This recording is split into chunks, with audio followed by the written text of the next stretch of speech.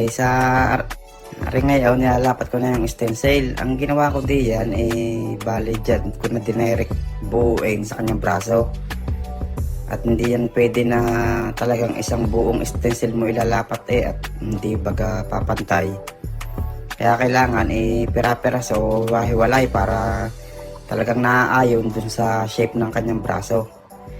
Kung makikita ninyo may mga tattoo siya diyan, yung pangalan at saka yung parang araw yata yung geometric din. Ayaw naman patakpan ni sir. Iwasan na lang daw. Di sinunod na lang natin si sir. Pero doon sa loob niyan, sa pinaka-inner, may pinaka-cover up yan dyan. Bali, dalawang design yon. Kaya medyo nahirapan din ako kung paano idugtong. Pero naging ayos naman. Naayos naman yung pagkakagawa. Kaya talagang pinatuloy na ni sir. At natuwa din naman si sir. Yan, sa mga bandang yan, ako hindi na nahinga diya. At pagkagaya mga lining, ay talagang kailangan ipigil ang hininga. At baka maging taga sa amin, taga Kilaw. Kaya kailangan dahan-dahan at talagang kada sundot mo ay huwag ka munang hihinga. Yun ang technique ko diyan para at least tuwid naman kahit pa paano.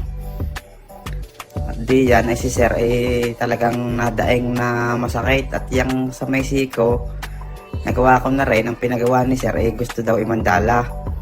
Medyo pagana rin diyan at talagang yung siko napakasakit diyan at buto na halos.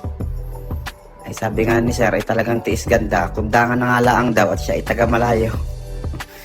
Talagang matibay din natin si sir at talagang natapos din namin yan hanggang dun sa ilalim. Kahit talagang linyahan nangibit na lang si sir diyan. Tapos diyan, lalo na yan, yung pagkaskas na yan, yan ang dinadaing din ni sir at talagang kagatlabi niya. Bale, itong design ni sir, may pinakita sa aking video na ganyan din na concept na geometric. Pero ang ginawa ko naman, sabi ko para naman hindi sila mismong magkatulad, iniba ko yung mga design. Kumbaga, may pagkakaparehas lang ng concept. Pumayag naman si sir at maraming salamat din nga pala sir sa tiwala at sa akin ka nagpagawa. Baka si sir ngayon nandun na ulit sa Israel.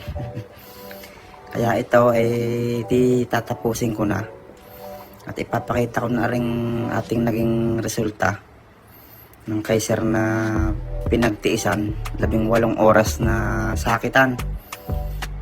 Ito po ang ating final result.